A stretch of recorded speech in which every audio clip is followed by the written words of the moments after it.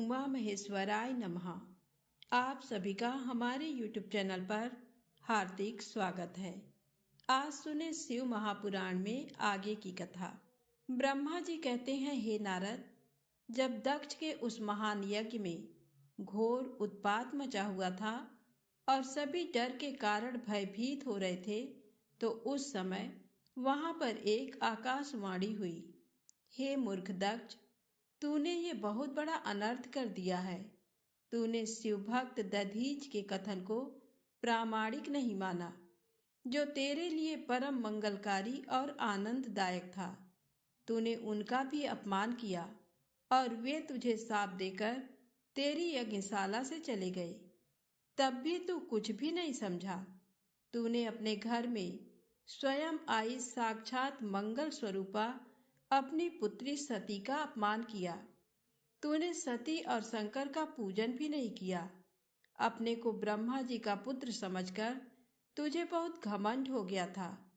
तूने उस सती देवी का अपमान किया जो सत्पुरुषों की भी आराध्या हैं।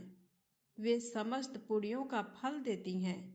वे तीनों लोकों की माता, कल्याण स्वरूपा और भगवान शंकर की अर्धांगिनी हैं। सती देवी प्रसन्न होने पर सुख और सौभाग्य प्रदान करती हैं। वे परम मंगलकारी हैं। देवी सती की पूजा करने से समस्त भयों से छुटकारा मिल जाता है और मनोवांछित फलों की प्राप्ति होती है। देवी सभी उपद्रवों को नष्ट कर देती हैं। वे ही पराशक्ति हैं तथा कीर्ति, संपत्ति, भोग और मोक्ष प्रदान करती हैं। वे ही जन्मदात्री हैं, अर्थात जन्म देने वाली माता हैं।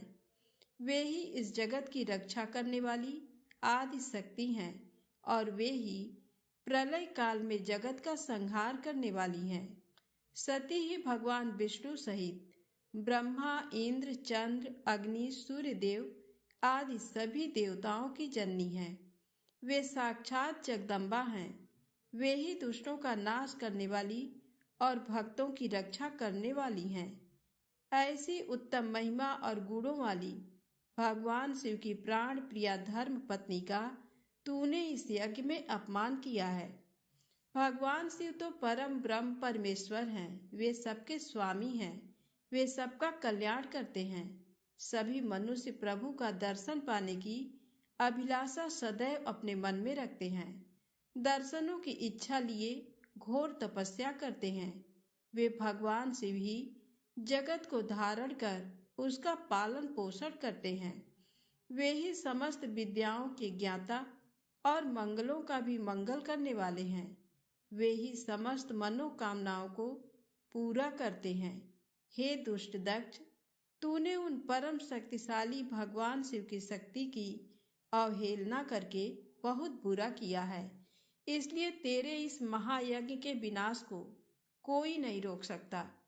जिनके चरणों की धूल शेष नाग रोज अपने मस्तक पर धारण करता है, जिनके चरण कमल का ध्यान करने से ब्रह्मा को ब्रह्मत्व प्राप्त हुआ है, तूने उनका और उनकी पत्नी सती का पूजन न करके बहुत अनिष्ट किया है। भगवान शिव ही इस संपूर्ण जगत के पिता और उनकी पत्नी देवी सती इस जगत की माता हैं। तूने उन माता पिता का सत्कार न कर उनका घोर अपमान किया है। अब तेरा कल्याण कैसे हो सकता है? तूने स्वयं दुर्भाग्य से अपना नाता जोड़ लिया है। तूने देवी सती और भगवान शिव की भक्तिभाव से आराधना नहीं की। तेरी ये सोच ही कि कल्याणकारी शिव का पूजन किए बिना भी मैं कल्याण का भागी हो सकता हूँ, तुझे ले डूबी है। तेरा सारा घमंड नष्ट हो जाएगा। यहाँ बैठा कोई भी देवता शिव जी के विरुद्ध होकर तेरी सहायता नहीं कर पाएगा। यदि करना भी चाहेगा तो स्वयं भी नष्ट हो जाएगा। अब तेरा अमंगल निश्चित है। सभी देवता और मुनिगण यज्ञ मंडप को छोड़कर तुरंत यहाँ से अपने अपने धाम को चले जाएं, अन्यथा सबका नाश हो जाएगा।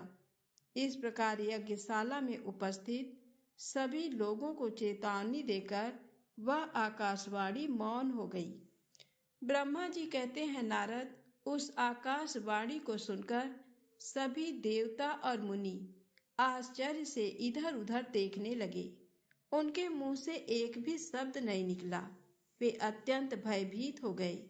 उधर भृगु के मंत्रों से उत्पन्न गणों द्वारा भगाए गए शिवगण, जो कि नष्ट होने से बच गए थे, शिव जी की शरण में चले गए।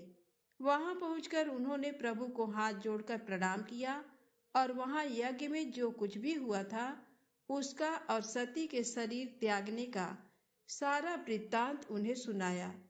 शिवगण बोले, हे महेश्वर, दक्ष बड़ा ही दुरात्मा और घमंडी है। उसने माता सती का बहुत अपमान किया। वहां उपस्थित देवताओं ने भी उनका आदर सत्कार नहीं किया। उस घमंडी दक्ष ने यज्ञ में आपका भाग भी नहीं दिया। हे प्रभु, दक्ष ने आपके प्रति बुरे शब्द कहे। आपके विषय में ऐसी बातें सुनकर माता क्रोधित हो गई और उन्होंने पिता की बहुत निंदा की। जब दक्ष ने उनका भी अपमान किया तो वे शांत होकर सोचने लगीं।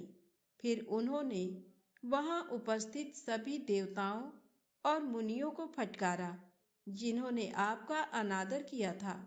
उन्होंने कहा कि शिव निंदा सुनकर मैं जीवित नहीं रह सकती। ये कहकर उन्होंने योगाग्नि में जलकर अपना शरीर भस्म कर दिया। ये देखकर बहुत से पार्षदों ने माता के साथ ही अपने शरीर की आहुति दे दी। तब हम सब शिवगण उस यज्ञ को विध्वंस करने के लिए तेजी से आगे बढ़े, परंतु भृगु ऋषि ने मंत्रों द्वारा गणों को उत्पन्न कर हम पर आक्रमण कर दिया। हम में से बहुत से गणों को उन भृगु के गणों ने मार डाला। तब वहां आकाशवाणी हुई जिसने कहा कि तुम्हारा अंत अब निश्चित है तथा जो भी देवता एवं मुनि तुम्हारा साथ देंगे वे भी पाप के भागी बनकर मृत्यु को प्राप्त होंगे। ये सुनकर सभी उपस्थित लोग वहां से चले गए और हम यहाँ आपको इस विषय में बताने के लिए आपके पास चले आए। हे कल्याणकारी भगवान शिव, आप उस महादुष्ट अधर्मी दक्ष को उसके अपराध का कठोर दंड अवश्य दें। ये कहकर सभी गण चुप हो गए। ब्रह्मा जी बोले, हे नारद, अपने पार्षदों की बातें सुनकर भगवान शिव ने उस यज्ञ की सारी बातें और जानकारी जानने के लिए तुम्हारा स्मरण किया। उनके स्मरण करते ही तुम वहां जा पहुंचे और भक्ति भाव से नमस्कार करके चुपचाप खड़े हो गए। तब महादेव जी ने तुमसे दक्ष के यज्ञ के विषय में पूछा। तब तुमने उत्तम भाव से उस यज्ञशाला में जो हुआ था वह सब वृत्तांत उन्हें सुना दिया। सारी बातों से अवगत होते ही भगवान शिव अत्यंत क्रोधित हो गए। पराक्रमी शंकर के क्रोध का कोई अंत न रहा। तब लोक संहारी शंकर ने अपनी जटा का एक बाल उखाड़कर उसे कैलाश पर्वत पर दे मारा। जैसे ही वह बाल जमीन पर गिरा उसके 2 टुकड़े हो गए। उस समय वहां बहुत भयंकर गर्जना हुई। बाल के प्रथम भाग से महापराक्रमी महाबली वीरभद्र प्रकट हुए, जो समस्त शिवगणों में शिरोमणि हैं। उनका शरीर बहुत बड़ा और विशाल था। उनकी 1000 भुजाएं थीं। उस जटा के दूसरे भाग से अत्यंत भयंकर और करोड़ों भूतों से घिरी हुई महाकाली उत्पन्न हुई। उस समय रुद्रदेव के क्रोध पूर्वक सांस लेने से 100 प्रकार के ज्वर और अनेक प्रकार के रोग पैदा हो गए। वे सभी शरीरधारी, क्रूर और भयंकर थे। वे अग्नि के समान तेज से प्रज्वलित थे। तब वीरभद्र और महाकाली ने दोनों हाथ जोड़कर भगवान शिव को प्रणाम किया। वीरभद्र बोले, हे महारुद्र, आपने सोम, सूर्य और अग्नि को अपने तीनों नेत्रों में धारण किया है। हे प्रभु, कृपा कर मुझे आज्ञा दीजिए कि मुझे क्या कार्य करना है। क्या मुझे पृथ्वी के सभी समुद्रों को एक क्षण में सुखाना है या संपूर्ण पर्वतों को पीसकर पल भर में ही मसल कर चूर्ण बनाना है। हे प्रभु, मैं इस ब्रह्मांड को भस्म कर दूं या मुनियों को जला दूं। भगवान, आपका आदेश पाकर मैं समस्त लोकों में उलट पुलट कर सकता हूँ। आपके इशारा करने से ही मैं जगत के समस्त प्राणियों का विनाश कर सकता हूँ। आपकी आज्ञा पाकर मैं इस संसार में सभी कार्यों को कर सकता हूँ। हे प्रभु, मेरे समान पराक्रमी न तो कोई हुआ है और ना ही होगा। भगवान, आपकी आज्ञा से हर कार्य सिद्ध हो सकता है। मुझे ये सभी शक्तियाँ आपकी ही कृपा से प्राप्त हुई है। बिना आपकी आज्ञा के एक दिन का भी नहीं हिल सकता। हे करुणा निधान, मैं आपके चरणों में प्रणाम करता हूँ। आप अपने कार्य की सिद्धि की जिम्मेदारी मुझे सौंपिए। मैं उसे पूर्ण करने का पूरा प्रयास करूँगा। हे प्रभु, आपके चरणों का मैं हर समय चिंतन करता रहता हूँ। आपकी भक्ति परम उत्तम है। आप बिना कहे ही अपने भक्तों की समस्त इच्छाओं को पूरा करके उन्हें मनोवांछित और अभीष्ट फल प्रदान करते हैं। आप भक्त वत्सल हैं। भगवान, मुझे कार्य करने का आदेश दें तथा साथ ही उस कार्य की सफलता का भी आशीर्वाद दें। ब्रह्मा जी बोले, हे मुनिश्रेष्ठ, वीरभद्र के ये वचन सुनकर शिव जी को बहुत संतोष हुआ तथा उन्होंने वीरभद्र को अपना आशीर्वाद प्रदान किया। भगवान शिव बोले, पार्षदों में श्रेष्ठ वीरभद्र, तुम्हारी जय हो। ब्रह्मा जी का पुत्र दक्ष बड़ा ही दुष्ट है। उसे अपने पर बहुत घमंड है। इस समय वह एक बहुत बड़ा यज्ञ कर रहा है। उसने उस यज्ञ में मेरा बहुत अपमान किया है। मेरी पत्नी ने मेरा अपमान होता हुआ देखकर उसी यज्ञ की अग्नि में अपने शरीर को भस्म कर दिया है। अब तुम सपरिवार उस यज्ञ में जाओ। वहां यज्ञशाला में जाकर तुम उस यज्ञ को विनष्ट कर दो। यदि देवता, गंधर्व अथवा कोई अन्य तुम्हारा सामना करे और तुम्हें ललकारे तो तुम उसे वहीं भस्म कर देना। दधीच की दी हुई चेतावनी के बाद भी जो देवतागण वहां यज्ञ में मौजूद हैं, तुम उन्हें भी भस्म कर देना, क्योंकि वे सभी मुझसे बैर रखते हैं। तुम उन सभी को बंधु बांधवों सहित जलाकर भस्म कर देना। वहां कलशों में भरे हुए जल को पी लेना। इस प्रकार वैदिक मर्यादा के पालक भक्त वत्सल करुणा निधान शिव ने क्रोधित होकर वीरभद्र को यज्ञ का विनाश करने का आदेश दिया। ब्रह्मा जी कहते हैं, नारद, महेश्वर के आदेश को आदर पूर्वक सुनकर वीरभद्र ने शिव जी को प्रणाम किया। तत्पश्चात उनसे आज्ञा लेकर वीरभद्र यज्ञशाला की ओर चल दिए। शिव जी ने प्रलय की अग्नि के समान और करोड़ों गणों को उनके साथ भेज दिया। वे अत्यंत तेजस्वी थे। वे सभी वीरगण कौतूहल से वीरभद्र के साथ साथ चल दिए। उसमें हजारों पार्षद वीरभद्र की तरह ही महापराक्रमी और बलशाली थे। बहुत से काल के भी काल भगवान रुद्र के समान थे। वे शिव जी के समान ही शोभा पा रहे थे। तत्पश्चात वीरभद्र शिव जी जैसा वेश धारण कर ऐसे रथ पर चढ़कर चले जो 400 हाथ लंबा था और इस रथ को 10,000 शेर खींच रहे थे और बहुत से हाथी, शार्दूल, मगर, मत्स्य उस रथ की रक्षा के लिए आगे आगे चल रहे थे। काली, कात्यायनी, ईशानी, चामुंडा, मुंडमर्दिनी, भद्रकाली, भद्रा, त्वरिता और वैष्णवी नामक 9 दुर्गाओं ने भी भूतों पिशाचों के साथ दक्ष के यज्ञ का विनाश करने के लिए उस ओर प्रस्थान किया। डाकिनी, शाकिनी, भूत, पिशाच, प्रमथ, गुह्यक, कूष्मांड, परपट, चटक, ब्रह्म राक्षस, भैरव तथा क्षेत्रपाल आदि सभी वीरगण भगवान शिव की आज्ञा पाकर दक्ष के यज्ञ का विनाश करने के लिए यज्ञशाला की ओर चल दिए। वे भगवान शंकर के 64,000 करोड़ गणों की सेना लेकर चल दिए। उस समय भेड़ियों की गंभीर ध्वनि होने लगी।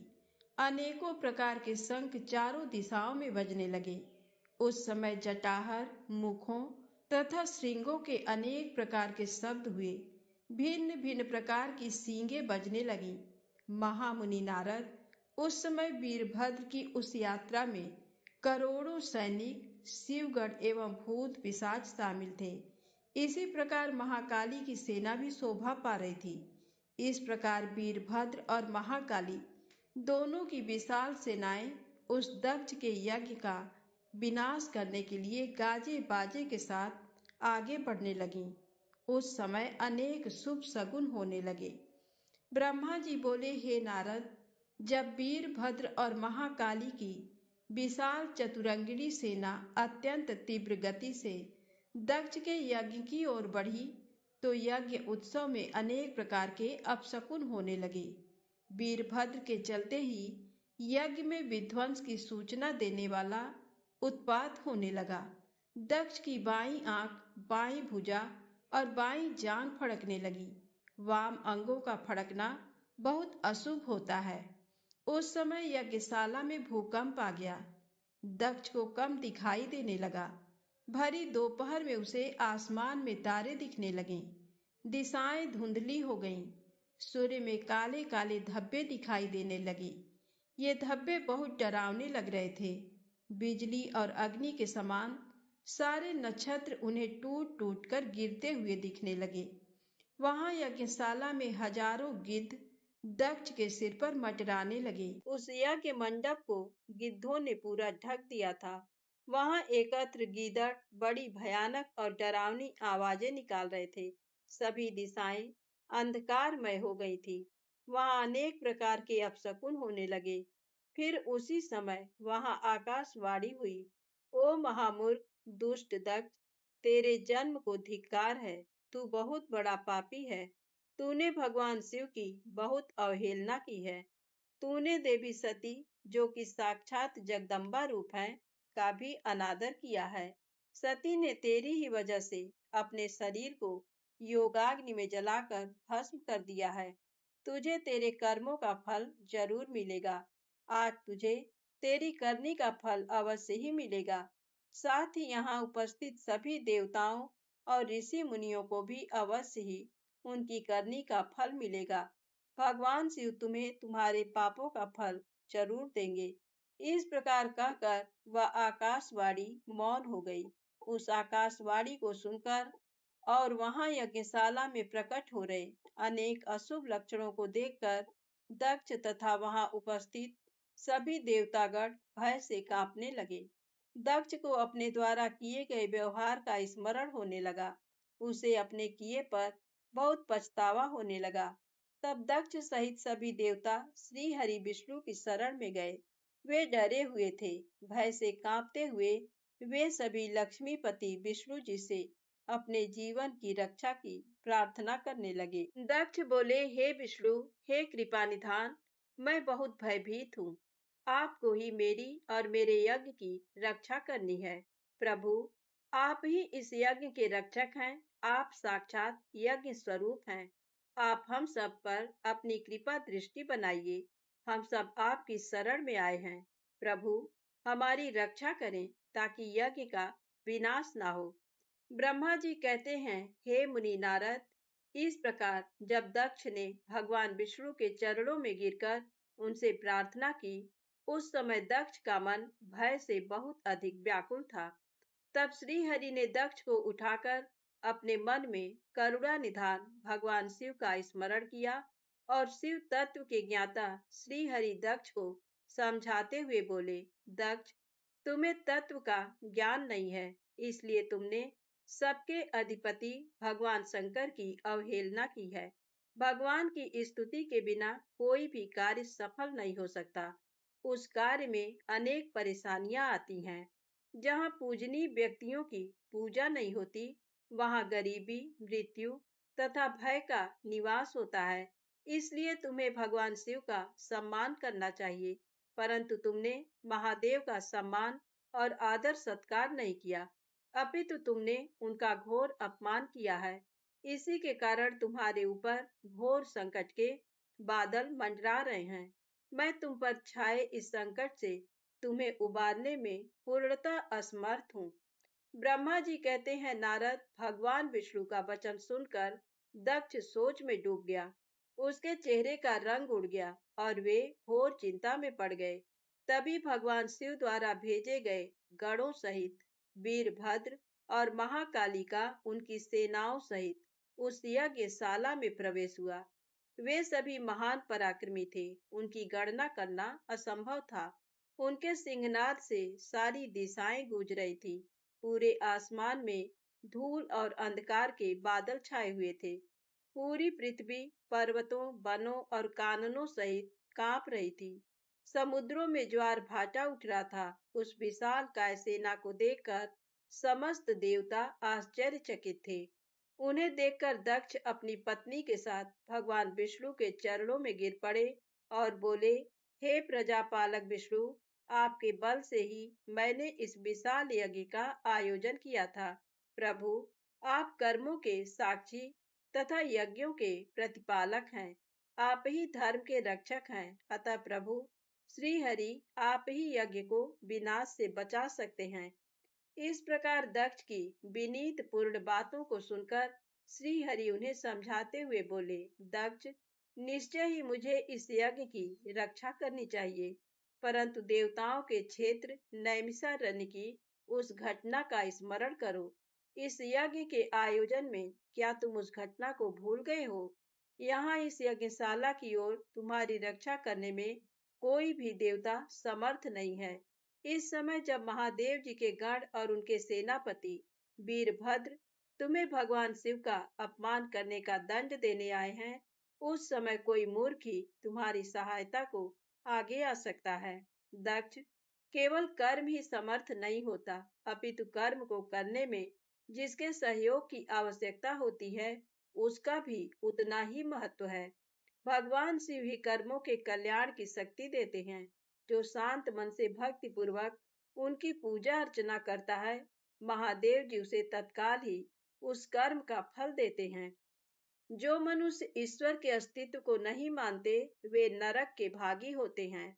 दक्ष, ये वीरभद्र शंकर के गणों का ऐसा सेनापति है जो शिव जी के शत्रु का तुरंत नाश कर देता है। निस्संदेह ये तुम्हारा तथा यहाँ पर उपस्थित सभी लोगों का नाश कर देगा। शिव जी की आज्ञा का उल्लंघन करके मैं तुम्हारे यज्ञ में आया हूँ, जिसका दुष्परिणाम मुझे भी भोगना पड़ेगा। अब इस विनाश को रोकने की शक्ति मेरे पास नहीं है। यदि हम यहाँ से भागकर स्वर्ग, पाताल और पृथ्वी कहीं भी छिप जाएं, तो भी वीरभद्र के शस्त्र हमें ढूंढ लेंगे। शिव जी के सभी गण बहुत शक्तिशाली हैं। विष्णु जी ये कह ही रहे थे कि वीरभद्र अपनी अजय सेना के साथ यज्ञ मंडप में आ पहुंचा। ब्रह्मा जी कहते हैं, नारद, जब शिव जी की आज्ञा पाकर वीरभद्र की विशाल सेना ने यज्ञशाला में प्रवेश किया, तो वहां उपस्थित सभी देवता अपने प्राणों की रक्षा के लिए शिव गणों से युद्ध करने लगे। परंतु शिव गणों की वीरता और पराक्रम के आगे उनकी एक न चली। सारे देवता पराजित होकर वहां से भागने लगे। तब इंद्र आदि लोकपाल युद्ध के लिए आगे आए। उन्होंने गुरुदेव बृहस्पति जी को नमस्कार कर उनसे विजय के विषय में पूछा। उन्होंने कहा, हे गुरुदेव बृहस्पति, हम ये जानना चाहते हैं कि हमारी विजय कैसे होगी।